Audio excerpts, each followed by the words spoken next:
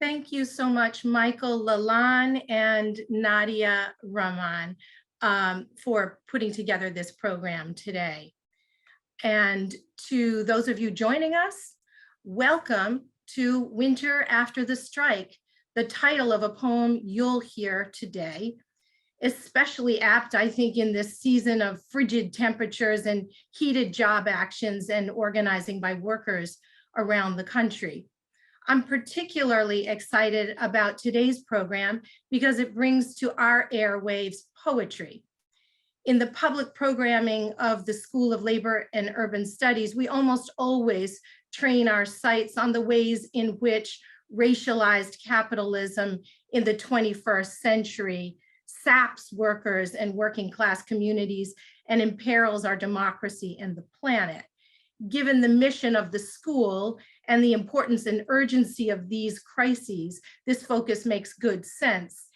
Yet these discussions sometimes risk tuning out the heartbeat that motivates them, the people who pray and dream, who line up inside check cashers, play dominoes outside of bodegas, or pick up basketball at the court down the street. Yet this is precisely what the descendants of Walt Whitman bring us: the precision, the care with language, and the lyricism of poetry make it especially capable of revealing what it means to be human, the wounds, the longing, even the hilarity. The writer Marcel Proust once said, and I'm paraphrasing, "The purpose of the artist is to draw back the veil that leaves us indifferent before the universe." And because poetry at its best shuns cliche and uninterrogated wisdom, it's an antidote to the sort of familiar rhetoric in which social justice work sometimes gets mired. The poetry of our guest, Gregory Pardlo, is some of the finest engaged work written in the US today. He brings us the striking air traffic controller, permanently replaced, selling off everything but his house, his young son outside that house speaking to snowflakes.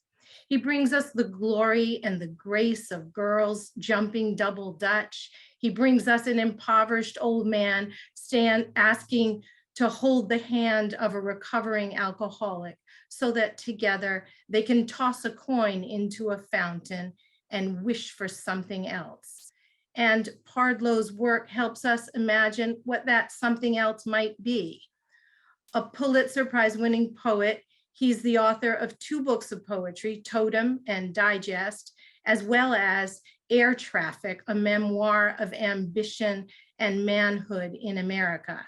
He directs the Master of Fine Arts program at Rutgers Camden and is currently visiting professor at NYU's campus in Abu Dhabi. And he joins us from Senegal today. Welcome, Greg. Thanks, Paula. Hi, thanks for having me.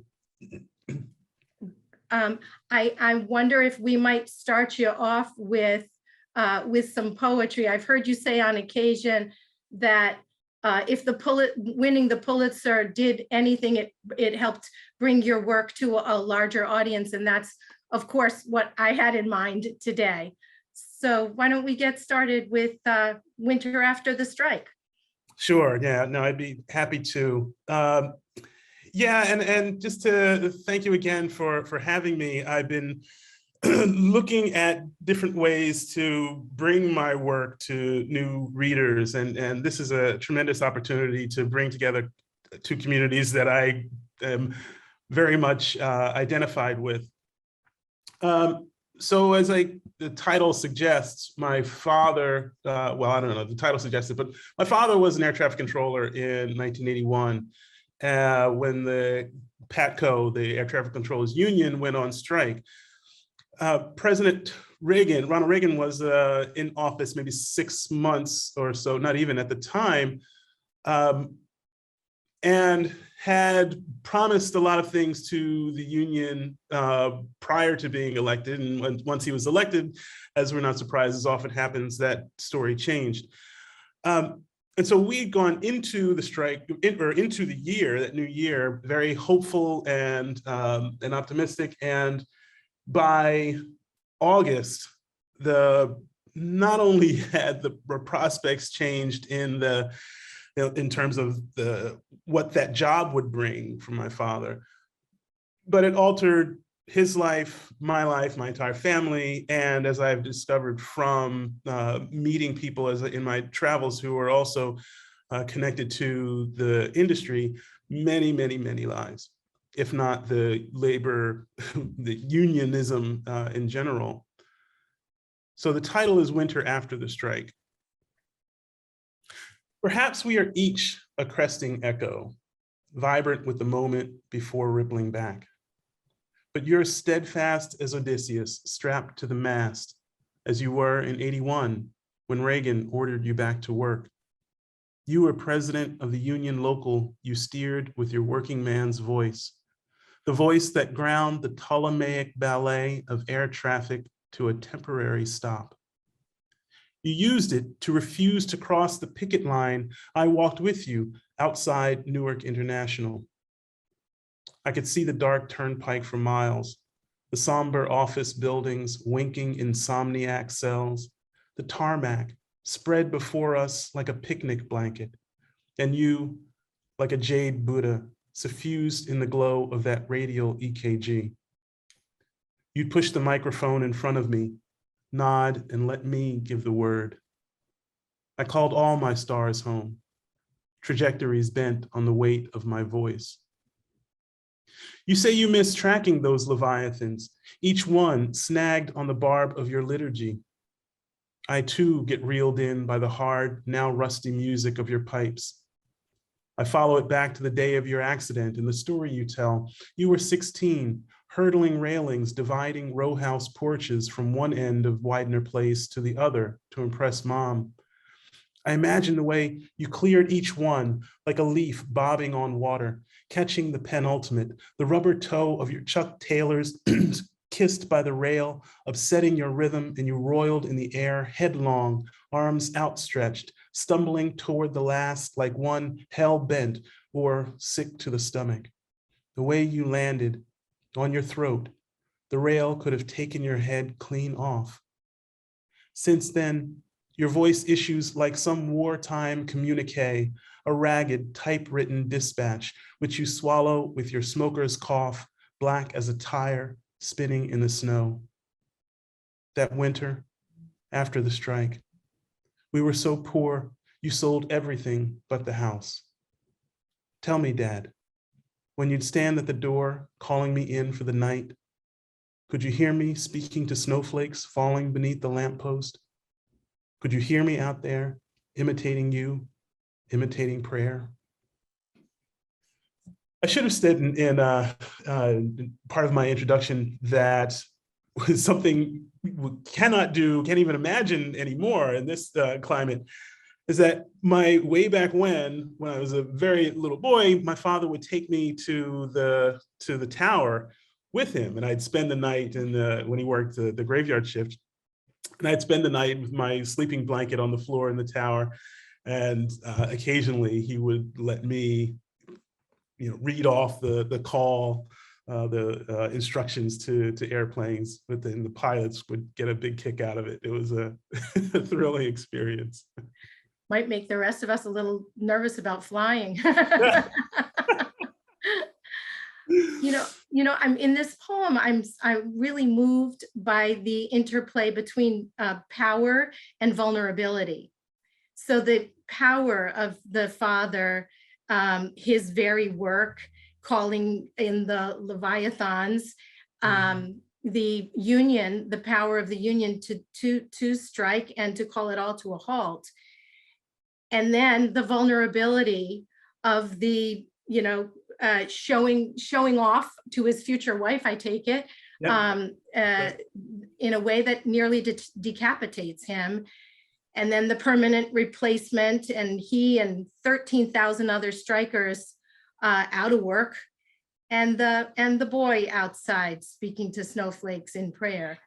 That's great. Yeah, and there was something about that image that suggests to me, and I say suggests to me because I don't mean to impose my reading on it on others, but it suggests to me the boys' kind of partially disillusionment, partially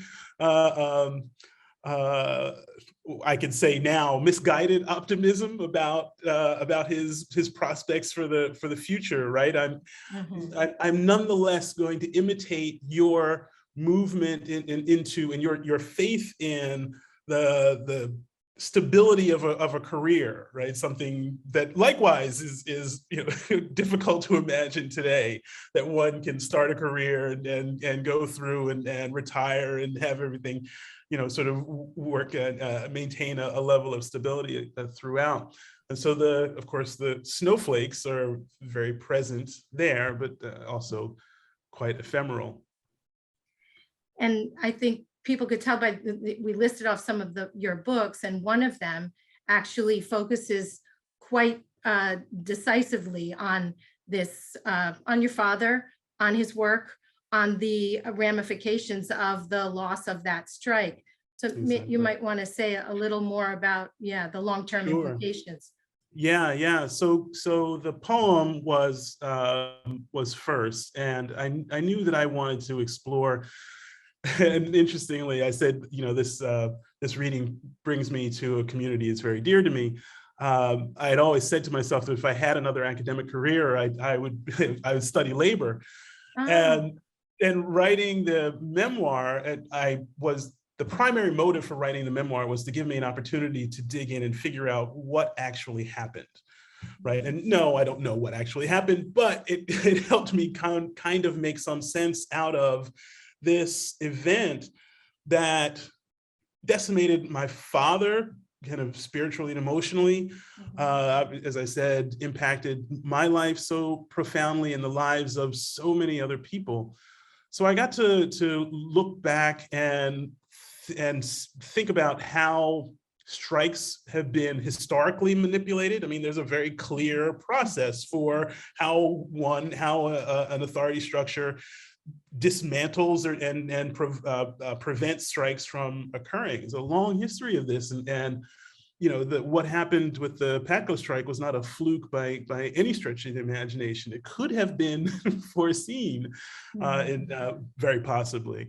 So I noticed you kind of wincing at that a little. Were you have some kind of in the poem you describe your father as Odysseus strapped to the mast. So you're very insightful to notice that. And in fact, there were people who predicted exactly that, right? And so my father was not oblivious to the possibility. It was just such an absurd idea that Reagan would fire 13,000 federal employees. There's no way this could happen. And I tell this all the time, the joke was, and they said this in the Union Hall, what are they going to do? Fire us all? Ha ha ha ha. It was just such a ridiculous idea. And of course, that's precisely what happened. So yeah, my grandfather was a PATCO official and he started his career with PATCO as an engineer, and eventually started a program recruiting women and African Americans into the profession. And that's how my father got involved. So my grandfather was management, and so the tensions in the family, my grandfather kept saying all throughout the year, this is an ambush, don't do it. And my father likes I think it's part of the personality profile of air traffic controllers, right? Was the kind of pressure that one must withstand and maintain a sense of clarity, knowing that there are hundreds, if not thousands of lives depending on your voice, right? That kind of pressure has historically, I mean, we know that it has damaged a lot of people. But for someone who is interested in that job and committed to that job, that's not the kind of person who backs down very easily. And so my father was very much strapped to the mast of his own destiny, so to speak. Yeah. So was he the local president for the Patco In president? Newark, Yeah. for the Newark local. Mm-hmm. And, Yeah, and did you have a sense of what that local was like? You know, there's been a long bad history of racism in unions in this country. Yeah. And so just, yeah, just a few words about that. Yeah. So my father was very, very, very outgoing, very sort of domineering, and a huge personality. And he would not let something so beneath him like racism dissuade him from anything. And anything, you know, to his not no, harm or detriment, but he put up with such constant daily insult that, you know, I can't imagine it did not impact him in any way. Now, that's not to say that, you know, that was just constant overt racism. It was 1981. I mean, we have, if we just look at the temperature in society today, right, and extrapolate that back a little while, it's not hard to imagine the kind of passive, offhand, even unaware racism that was in the atmosphere at the time. Yeah, so I had, as I indicate in the poem, I went to the Union Hall with him before during the strike, after the Mendes called the strike. And it was a very, the collegiality, the support, the fraternity was very strong, and I didn't get any sense of, you know, disharmony at all. And so while on the one hand we know, and I uncovered to my horror the kinds of not only marginalization, the ways that African Americans in particular, and many other groups, were prevented from participating in not only in unions, but as a result of not being able to join the union, not being able to get a job in the industry, right? And the impact of that generationally and economically. Yeah, I just lost my train of thought in the horror of the generational impact of that exclusion. But while we know that this history exists, it was not something that was present to me certainly not at 12 years old, and certainly not in the moment of crisis that the strike represents. Maybe we can shift for a minute to, I thought it'd be interesting for people to hear your thoughts about poetry in the United States. So, of course, there are other countries where poetry plays a much more central role. Yeah. We have poets in some countries who are jailed, as like labor activists are, or disappeared. That doesn't happen here. I went to live in Nicaragua right after the overthrow of Somoza, and that Sandinista revolution was so much, you know, done to the music of poetry, and articulated through poetry. But that's not what we live with here. And yet some things are happening. So I thought it'd be interesting to hear your thoughts. Yeah. Funny enough, was it 2016? It was 2016. So Nicaragua has a national poetry festival, an international, sorry, it's a national event but they bring poets from around the world. This is how much poetry is revered in Nicaragua. And I attended this, I'd been invited to this festival in 2016, and I remember walking down the street and the school children just flocking around us, getting our autographs as if we were basketball players or something. And yeah, so it was really amazing. And the two sides of that coin, as you point out, Paula, on the one hand, who do we kill first? You get rid of, in an ideal republic, you get rid of the poets. And there's a good reason for that. And so we're not, in the US, we're not subject to that kind of violence. We're subject to another kind of violence.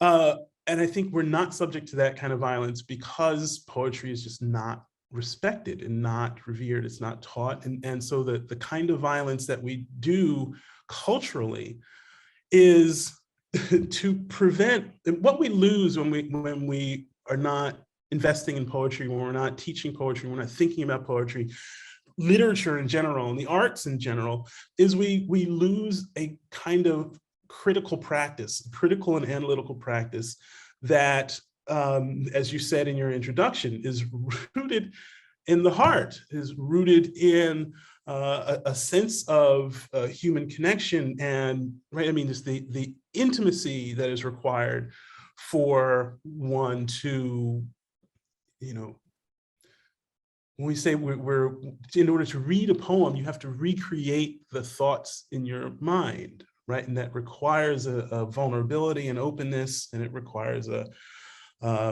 willingness to embrace difference and otherness. And we have, in the United States, have dismissed and downplayed the value of that practice to such an extent that I think popularly it's seen as frivolous and unproductive.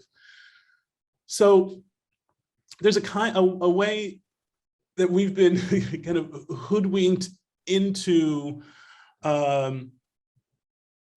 protecting poets. We've been tricked by believing that poets don't have an impact on us, and so I have seen that as an opportunity in my work. I'm on the board of the PEN America, and that is a literary organization, writers who work to free and protect free speech around the world.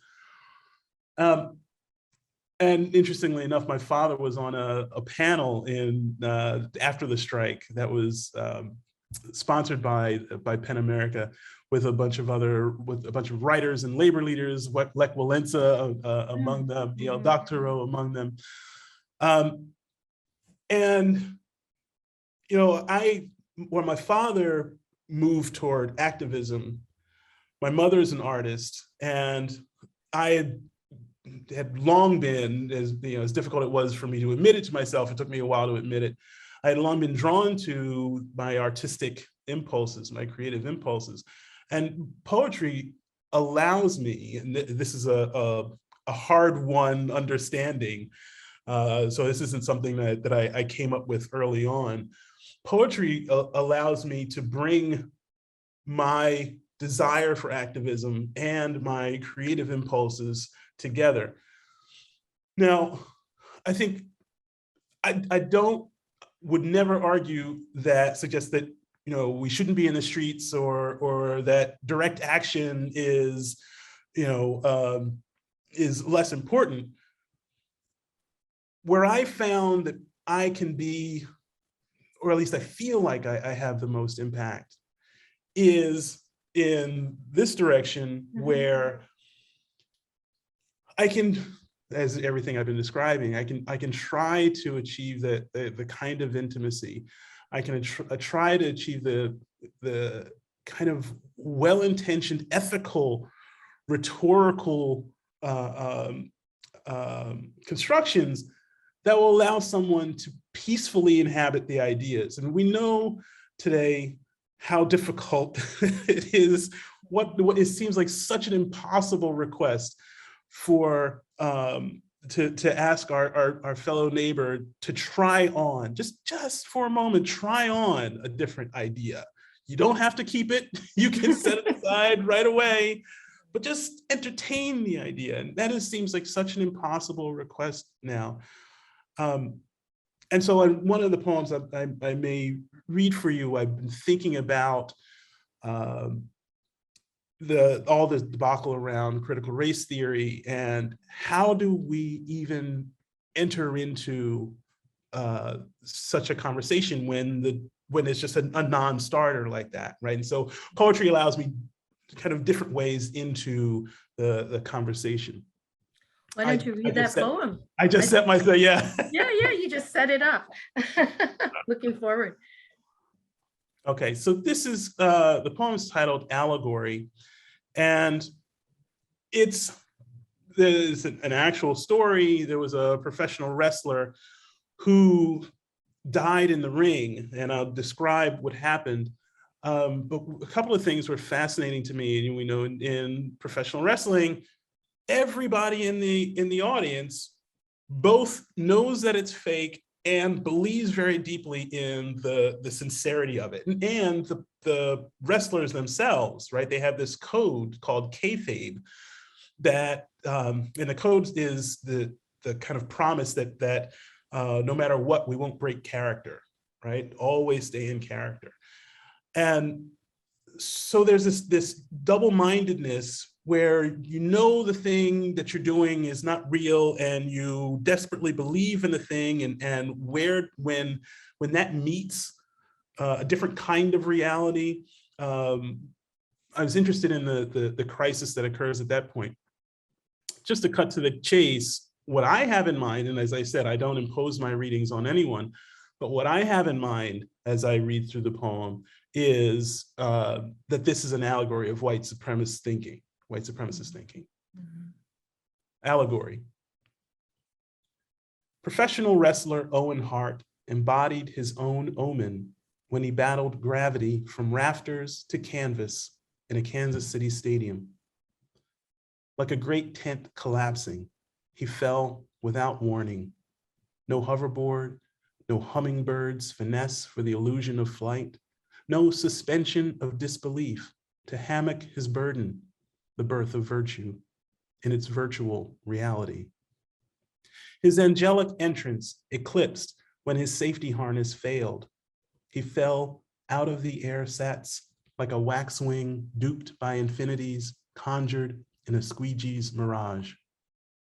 Spectators wilted as the creature of grief emerged to graze on their sapling gasps and shrieks.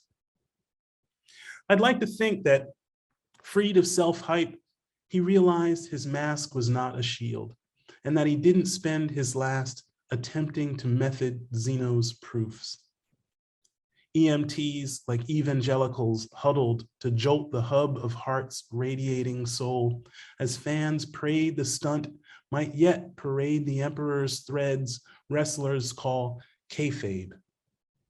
Kayfabe, a dialect of pig Latin, lingo for the promise to drop at the laying on of hands, to take myth as history, semblance as creed, a grift so convincing, one might easily believe it could work without someone else pulling the strings.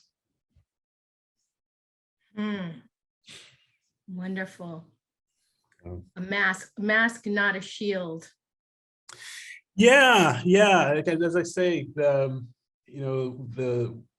beliefs, to be so convinced in one's superiority, and I think this is what history does, right? That in the face of a changing world, it brings on a crisis that is difficult to negotiate. And so I'm both condemning and sympathetic at the same time in the poem. want to ask you to read Double Dutch now, if you would. I want to make sure we have enough time for a few poems. Let's see. Oh.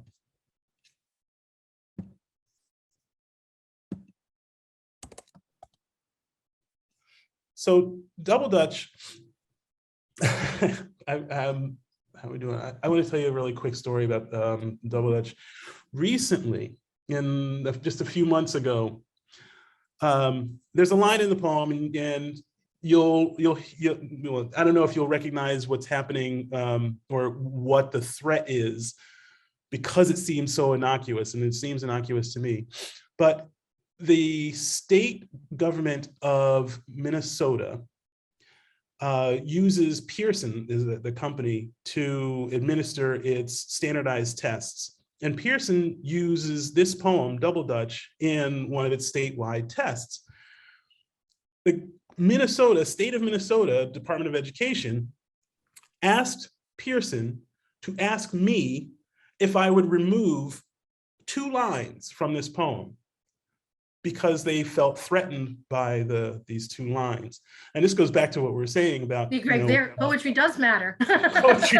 And so the irony, right? I mean, this is what's so interesting to me is on the one hand, is we dismiss it as no big deal, and on the other hand, 2 lines in a poem are so threatening that you would destroy the entire cohesion of the poem just to remove them. Let's see. So let's see if we can guess which ones they are. Guess which ones they are. Mm-hmm. Double Dutch. The girls turning double Dutch bob and weave like boxers pulling punches, shadowing each other, sparring across the slack cord, casting parabolas in the air. They whip quick as an infant's pulse, and the jumper, before she enters the winking, nods in time, as if she has a notion to share, waiting her chance to speak. But she's anticipating the upbeat, like a band leader counting off the tune they are about to swing into. The jumper stair steps into midair, as if she's jumping rope in low gravity, training for a lunar mission. Airborne a moment long enough to fit a second thought in, she looks caught in the mouth bones of a fish as she flutter floats into motion, like a figure in a stack of time-lapse photos filmed alive. Once inside, the bells tied to her shoestrings rouse the gods who've lain in the dust since the Dutch acquired Manhattan. How she dances patterns like a dust-heavy bee retracing its travels in scale before the hive. How the whole stunning contraption of girl and rope slaps and scoops like a paddle boat. Her misted skin arranges the light with each adjustment and flex, now heather-hued, now sheen, light listing on the fulcrum of a wrist and the bare jutted joints of elbow and knee and the faceted surfaces of muscle, surfaces fracturing and reforming like a sun-tickled sleeve of running water. She makes jewelry of herself and garlands the ground with shadows. Okay, Greg, I think I got the lines. I'm guessing that they start with rouse the gods who have lain in the dust and since the Dutch acquired Manhattan. Exactly. Oh my God. Oof, we're delicate. Yes, those poor children subject to such horrible, threatening ideas. Yes. Yeah. But I want to say about that poem, I think of Walt Whitman's I Sing the Body Electric. Mm-hmm. And you answered that call in such a stunning way that I think it's not possible to conjure up girls jumping double Dutch more beautifully than you've done. It's wonderful. Yeah, I'm very much a student, and I'm so honored that you invoke Whitman. I'm very much a student of Whitman. Yeah. I thought picking up on some of what we were talking about before in terms of American poetry, I wonder if you've seen a change over the past, I don't know, 5 years or so. People might be Yeah, interested to hear about what's going on. yeah. So what? Well, there's a change and a resistance, Mhm. as often happens, right? And so, um, and this was my story. My story, I'm in academia because of poetry, so I was always a good student, but I never imagined being a university professor. I didn't know what I didn't know how one became a university professor. In some ways, I still don't. It's still somewhat of a mystery to me. And I mean, and I say that facetiously, but it's true. There's still so much about academia that, coming from where I came from, I just don't know, what's behind the closed doors or what's behind the curtains. But what's happening and again, my story was I went to college, did not do well, dropped out. Joined the Marine Corps, went back to college, did much better, but still hadn't figured it out, dropped out. At 26, I went back to college, having finally decided that I know it's frivolous. I know it's not going to get me the corporate job that everybody's, all the narratives say I should be aspiring to. But I love reading books. I love talking about books. I'm going to be an English major. And I went in my first semester back, I'm flipping through the course catalog, and there's this course called the Poetry Workshop, where not only do you get to talk about poems, but you get to write poems and share them with one another. And it just seemed like I can get college credit for doing this. I was like, this is going to be this is so cake, it's just like, there couldn't be anything, and in my mind at the time, right, I thought there couldn't be anything less rigorous. But of course, I get into the class, Wrong. Yeah. discover, oh, Yeah. there's a lot more to this than I thought. Yeah. Yeah. But I absolutely loved it, and it introduced me to a kind of life of the mind that I thought was reserved for people with an awful lot of leisure time, and it's still pretty much the case. But understanding that I was capable of doing it, right? It wasn't a matter of capacity. That was a big light bulb for me. And I just kept taking those classes and studying, and I was on the dean's list and got a scholarship and blah, blah, blah. The rest is history, so to speak. And what I'm finding, I think what we're finding, I can confidently say across the board, is that students of color and first generation students are flocking to creative writing classes because it allows for a different kind of relationship to language and to knowledge production that we didn't have in our conventional pedagogical models of the previous decades of the last century, that certainly, right, where there was this kind of top down, you will understand the poem this way. This is what you should think and believe about this poem. This is how to understand this poem, right? But if we come at literature from the perspective of the writer, and as someone, when we think about it as someone who is capable of doing that thing too, right, or at least aspiring to that thing, I do think there are levels of complexity. Then a student has a different relationship to the work, right? And I have to empower students to figure out their own ideas about a poem, for example, and certainly this is the case for a novel or any piece of literature, just creates an entirely different relationship with the entire academic enterprise. And so as we hear all of these calls for diversifying higher education, I think creative writing is and will continue to be increasingly a means for that very project.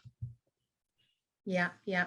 And I think in addition to the increasing number of people going into poetry programs and writing, I understand that, for example, the Academy of American Poets has this poem a day program where Right. you can sign up to receive a poem a day. And they now have over 350,000 people around the country receiving a poem a day. And I understand that they are increasingly younger people and people of color. And so there's a great thing that's happening right now. We should announce, and it'll come to impact the kind of poetry that's being written, and maybe the new ways of reaching audiences. Well, and I think, all roads lead back to this phenomena around critical race theory, right? The very fears that are, that surround the way we understand our history, the way we imagine ourselves to be, the kinds of futures that we imagine for us as a culture, as a nation, as a world. That's going to be in large part led by our artists and writers, right? The people who are doing the imaginative work. And so I think it's incredibly important that the kinds of people who are drawn to poetry, as you're describing, are people who are thinking broadly about, as I say, the pronoun we, right? And what can be evoked, how we can open that pronoun up in radical ways. There's something else I wanted to say about the Academy of American Poets. Oh yes, we also, so there are these institutions that are doing incredible work in, I mean, it's at root, it's literacy work. At root, it's free speech work. At root, it is profoundly American, not to get jingoistic, but it's profoundly American work. And so the poetry slam community, spoken word communities are reaching young people. And I mean, and regardless of, they're not even talking about race or any of these kind of organizing and separating structures of thought. I'll give you a hint of how I feel about these things. These institutions and nonprofit organizations are actively changing the face of our culture, and and it's just an indication is what I wanted to elaborate. The 350,000 people receiving the poem of a day, that is just a piece of evidence of a much larger phenomenon. It's very exciting. So you have this poem that I love, and it's called Wishing Well. And I want people to hear it, and then we'll see if there are maybe a couple of comments or so that we can take before we close out. Oh, sure. Yeah.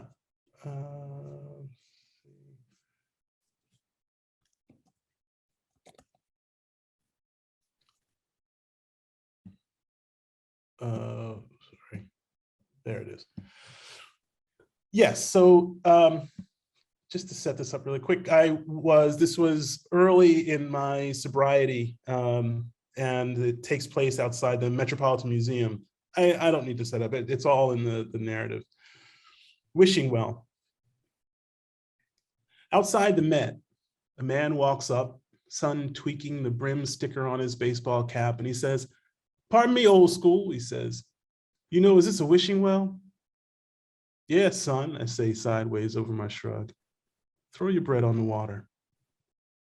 I tighten my chest, wheezy as Rockaway beach sand, with a pull of faux smoke from my e-cig to cozy the truculence I hotbox alone, and I am at the museum because it is not a bar. Because he appears not to have changed them in days. I eye the heel-chewed hems of his pants and think probably he will ask me for 50 cents any minute now. Wait for it. A smoke or something. Central Park displays the frisking transparency of autumn, tracing paper sky, leaves like eraser crumbs gum the pavement.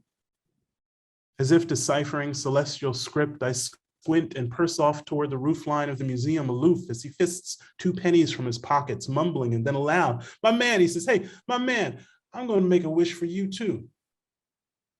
I'm laughing now. So what? You want me to sign a waiver? He laughs along. "Ain't say all that," he says, "but you do have to hold my hand and close your eyes."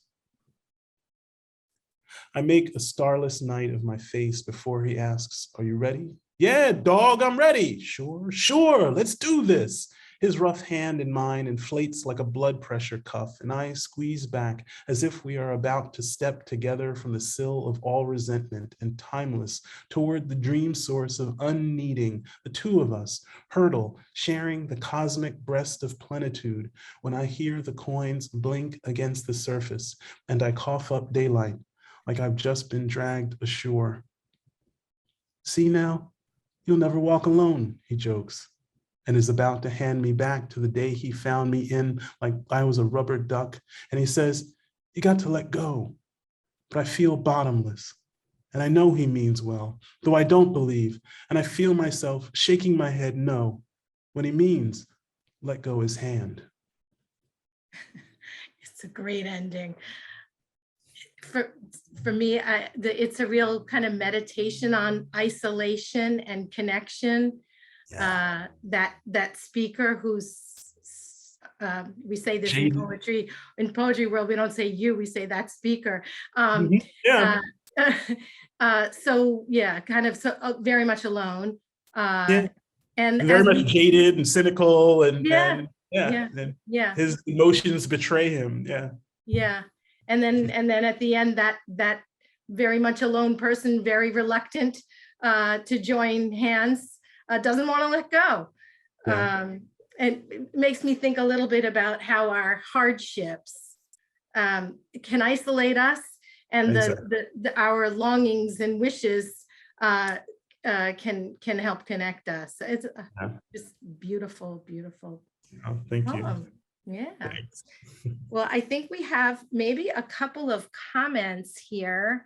So we have somebody saying, "Thanks so much!" exclamation. What a powerful inspiration for us. I'm an Argentinian organizer and trade union educator of air traffic controller Oh, workers wow.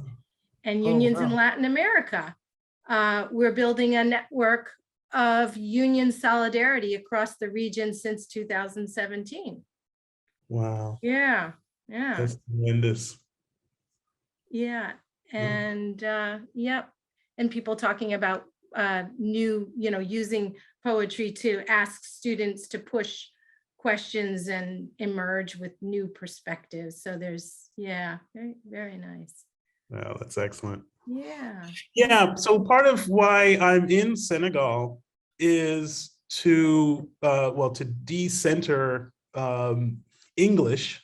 Senegal is the colonial language is French, but there it is the tribal language. There's so many tribal languages spoken in this small country, and there's literature in all of them, right? And so rather than thinking about translation as from the marginalized language to the more powerful language, we're here talking about and imagining translation among and between these languages, the languages that are here, and empowering people within their own languages, and empowering us around the world with a new paradigm, a new way of thinking about our relationship to languages and to power.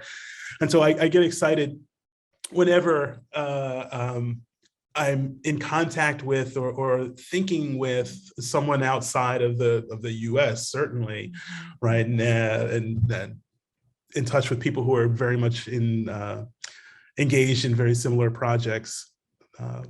So it's always inspiring to see how we can connect around the world. Well, and it's an important work in Africa, that there's that long problem of the domination of the colonial language, and as the only really significant language. Yeah, and it affects the imagination.